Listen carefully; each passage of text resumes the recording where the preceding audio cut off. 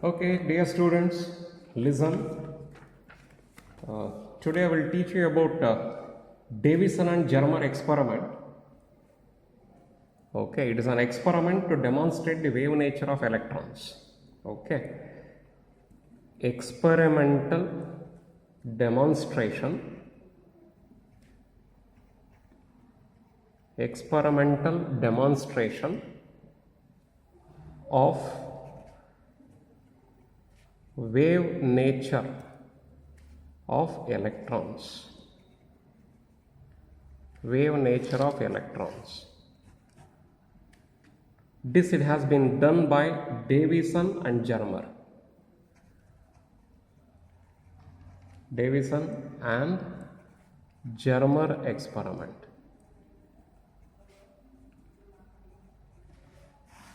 This is Davison and Germer experiment. Let us learn about Davison and Germer experiment in support of wave nature of electrons. What is the significance of this experiment? What is the significance of Davison and Germer experiment? The significance of Davison and Germer experiment is the wave nature of electrons, nothing else. They want to prove the wave nature of electrons. Yes, they have chosen a vacuum chamber. They have chosen a vacuum chamber here. It is a vacuum chamber. I will going to show it like this. It is a vacuum chamber. This is a vacuum chamber they have chosen. It is a vacuum chamber.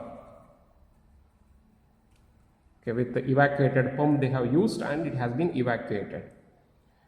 Here they have used a filament to get the electrons. It is a filament.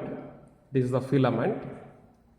The filament is going to get heated up by using a battery. Using a battery, it has been heated up. Low tension battery. This is LTB. Low tension battery. 6.3 volts, 7 volts that they are going to put it. Because of this voltage here, now current is flowing here. This filament is going to get under red hot. Due to that red hotness of the filament, this is going to get producing the electrons. Electrons are produced, lax together electrons are produced. Okay, this filament producing the electrons. These are all electrons here. Electrons are produced by this filament. The filament is connected to the low tension battery. 6.3 volts, 7 volts, within that we are going to connect, and due to that voltage here, the filament is going to get heated up and producing huge number of electrons. We want to accelerate these electrons and it has to be streamlined in a straight line. For that purpose, we are going to make use of an anode here. We are using an anode, which is a drum-like thing. Okay, like this.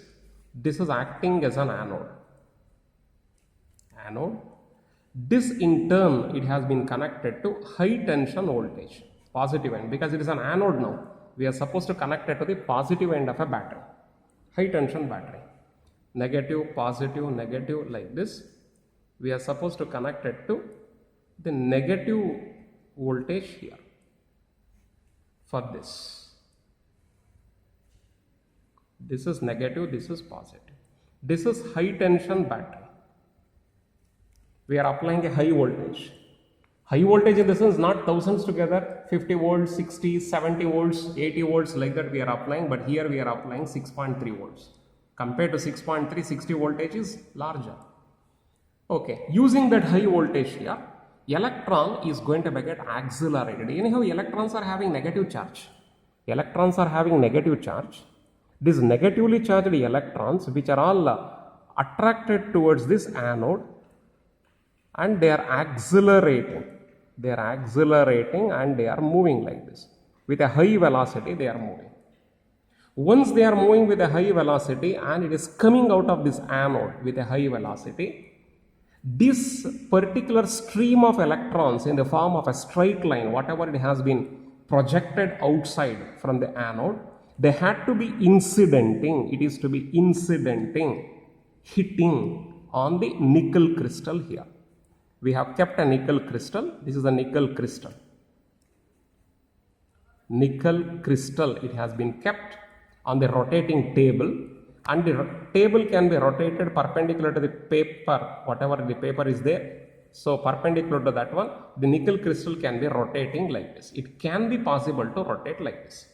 So this electron beam is incidenting on this nickel crystal. The nickel crystal is mounted on a scale, or mounted on a whatever the rotating whatever the concept is present here. Now it can be rotated on a stand. It is a rotating stand is present here. It can be rotated in a direction perpendicular to the plane of the paper. Now the nickel crystal we have adjusted in a particular angle, therefore the electron beam, whatever it is incidenting here, it is going to get scattered. They have chosen a vacuum chamber. Inside that one there is a filament. Filament is connected to the low tension battery of around about 6.3 volts. Due to that one, the electron is emerging out here, emitted out here, is called by the name the thermionic emission. The electrons are emitted due to the high temperature of this.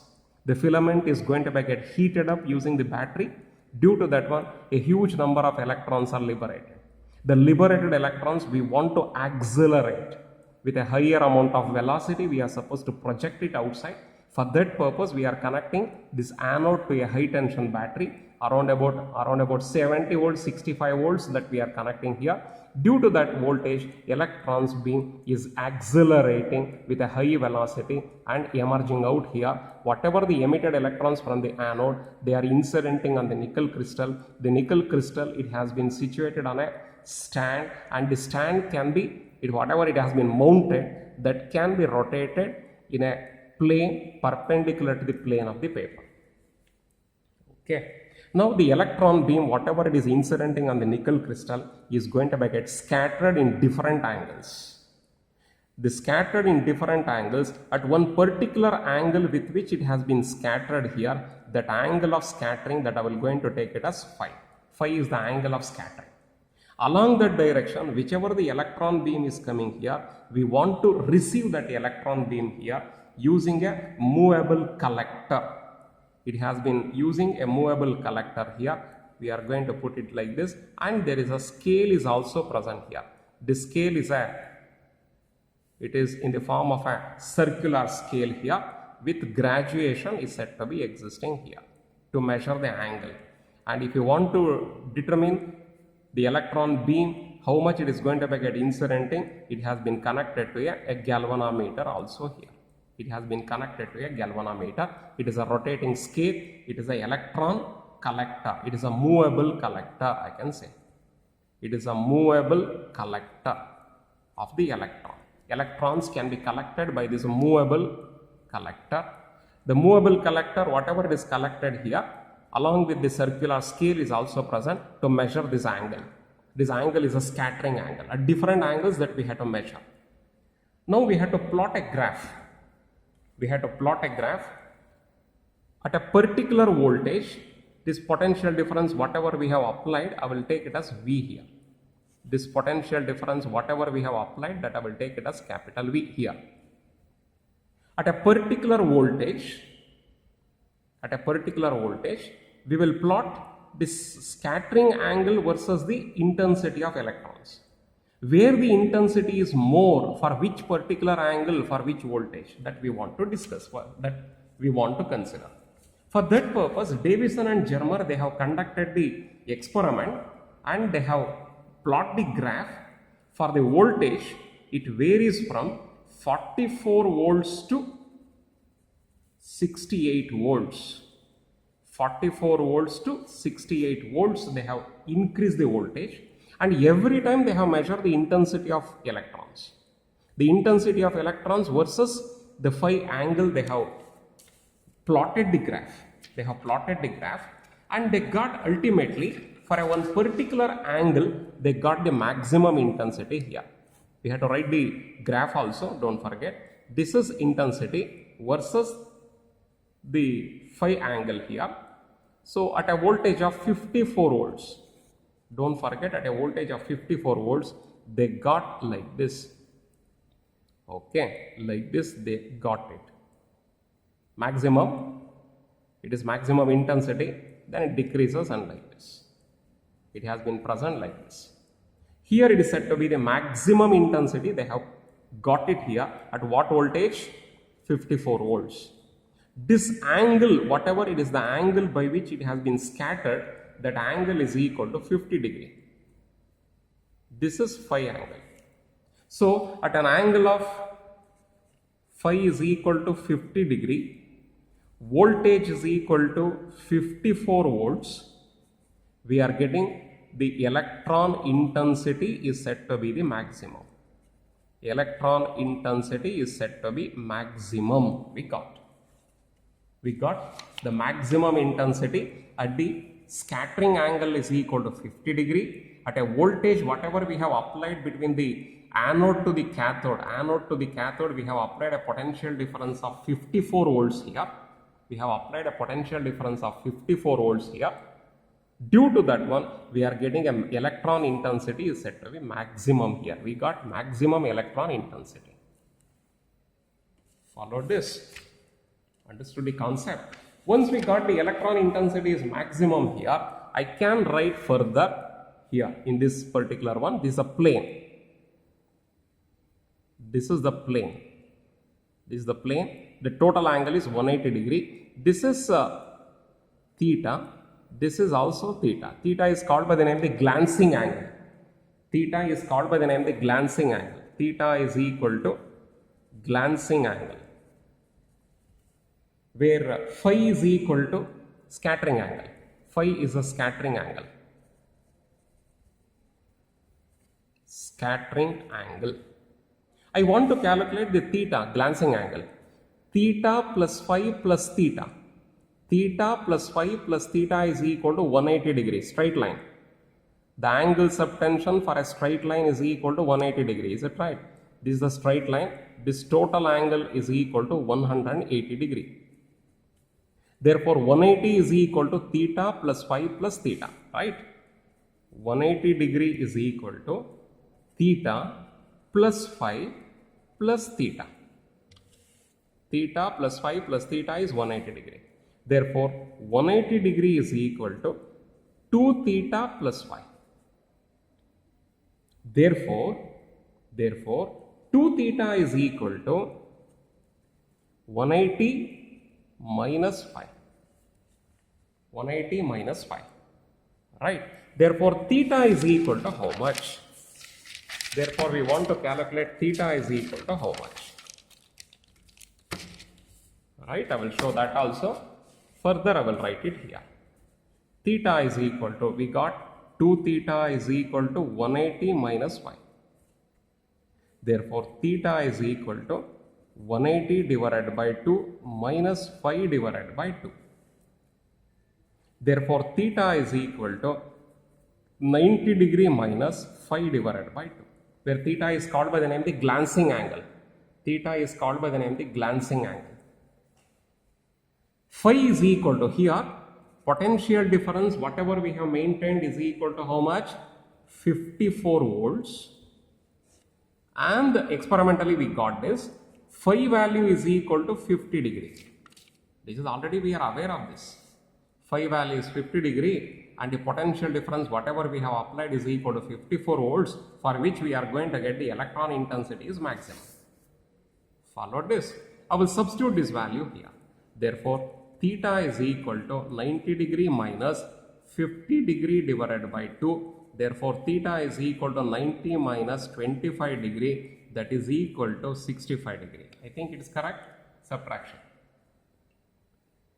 Okay. Now, using the nickel crystal concept, I can consider for nickel crystal.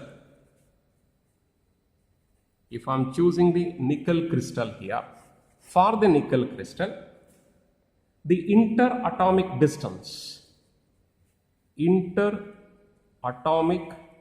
distance of the lattice of the crystal here, that is equal to D.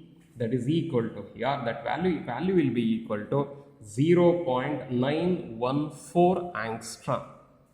0.914 angstrom, meaning if a nickel crystal if we are choosing, they're all atoms are aligned here, and atoms, array of atoms are present inside the nickel crystal. The distance between one atom to another atom, that value is equal to D here. The D is equal to 0.914 angstrom. 1 angstrom is equal to 10 to the power minus 10 meter. Conversion factor, that is. But there is interatomic distance is present. D is equal to 0.914 angstrom. It is present. And we have chosen here the first order spectrum we have chosen. The first order spectrum, since we have chosen, I will put n is equal to 1. Therefore, I will going to use Bragg's law here. Yesterday also we have used the Bragg's law. So from Bragg's law, I can write from Bragg's law, 2d sin theta is equal to n lambda. Yesterday also we have discussed this last class. 2d sin theta is equal to n lambda. Yes, 2d sin theta is equal to n lambda here. Theta is the glancing angle, d is the interatomic distance between inside the lattice of the crystal, lambda is the wavelength, and n is the order of the spectrum, whatever the diffraction order. So diffraction is maximum for the first order here. Therefore, it is the first order diffraction pattern that we are observing. Okay. Therefore, I can put here 2d sin theta is equal to 1 into lambda. Therefore, lambda is equal to 2 into d value 0.914 in terms of angstroms, don't forget, into sine theta value is equal to how much? 65 degree. Theta is equal to 65 degree. Already we have calculated this. If you are substituting all these concepts and if you are calculating here, you are going to have 1.65. This is in terms of angstrom, therefore this is also in terms of angstrom. Lambda is equal to 1.65 angstrom you are going to get. This is according to Davison and Germer experiment. By using Bragg's law, they have got this as the answer. 1.65 angstrom as the wavelength. Wavelength of that electrons, don't forget, is the wavelength of electrons. By using Louis de Broglie matter waves, theory, this is experimental wise, this is theoretical concept. According to Louis de Broglie here, I can write lambda is equal to h divided by mv, that is also equal to, I can write 12.3 or 27, no problem, 12.27 or 12.3 divided by square root of capital V. Capital V here, as you are substituting this 12.3 divided by this V value is equal to how much that we got? V value 54 volts.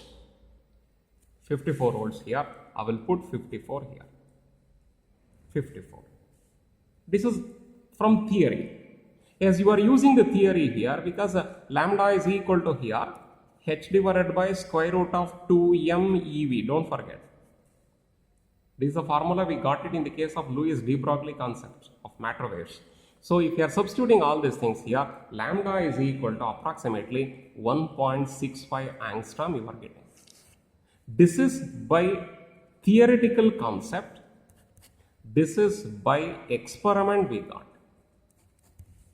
This is according to Davison and Germer experiment we got it, but this is according to the Louis de Broglie matter waves theory we got this as the answer. Whatever we got in the experimental value and whatever we got it in the theory, both are equal to each other. This implies that electron behaves in the form of waves. Electron behaves in the form of waves. That is the wave nature of electrons.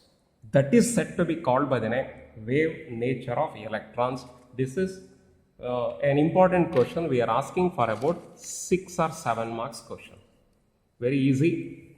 See that. Any doubt is there, you can ask. Just I will show it again.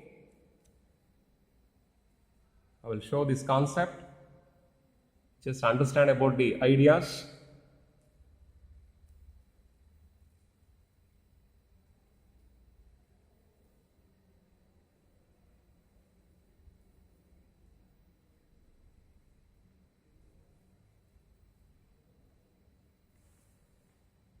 Slowly you go through that.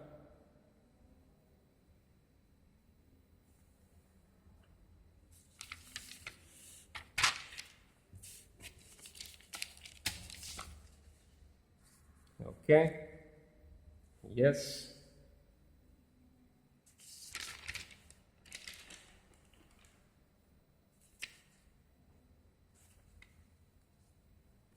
Another important concept, it has been finished.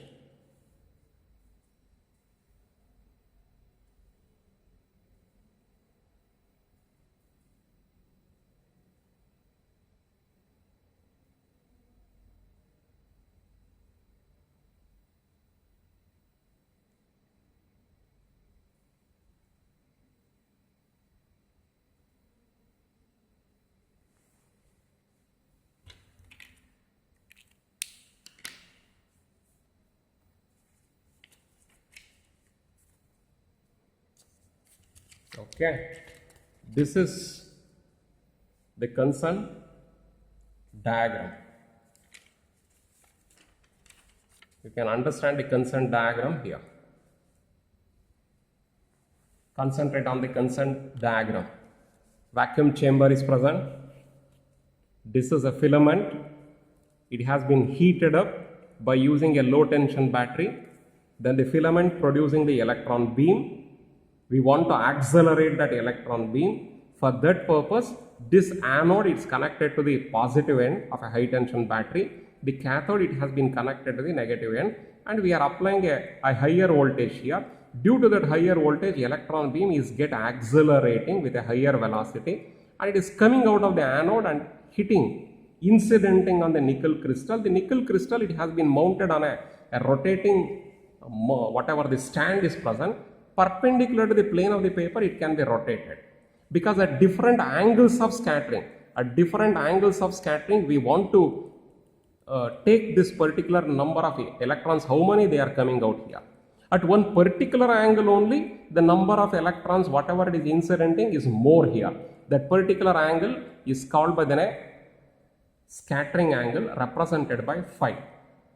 The remaining angles theta and theta, this side and this side, is called by the name. What is that? Theta is called by the name? Anybody? Glancing angle. Theta is called by the name the glancing angle. Phi is called by the name the scattering angle. At that one particular angle only, at particular voltage, at particular angle only, here we are getting more number of electrons. Intensity of electron incidenting on this movable collector, and hence the galvanometer shows a larger deflection. We want to note down what is that voltage. That voltage is 54 volts. What is this angle, scattering angle? That angle is 50 angle, 50. Using this particular concept, I want to calculate theta is how much. This total angle here, it is 180 degree. This total angle is 180 degree. If it is equal to 180 degree, theta plus phi plus theta is 180 degree. Therefore, 2 theta plus phi is 180 degree. Therefore, theta is how much? Theta is equal to this much. 2 theta is equal to 180 minus phi. Theta is how much? We know all these things. Substitute theta we have to determine. Now for the nickel crystal here, the interatomic distance is equal to 0.914 angstrom. That is a known thing. First order diffraction that we are taking up here. Therefore, I will put n is equal to 1. Using the Bragg's law here, 2d sin theta is equal to n lambda. Since we are using n is equal to 1 here, lambda we have calculated, lambda is equal to 1.65 angstrom. This is by experimental value. But using the Lewis de Broglie matrix here, lambda is equal to h divided by mv, or lambda is equal to h divided by square root of 2m small e into capital V. Therefore, lambda is equal to 12.27 or 12.3 divided by root of capital V. Capital V is the potential difference we have applied. That value is equal to 54. As you are calculating this value, you are going to get 1.65 angstrom. This is by theory. By theory, we got the wavelength, and by experiment also we got the same wavelength here. Therefore, we can say electron beam is in the form of a wave nature. That is the concept. Okay, just see that.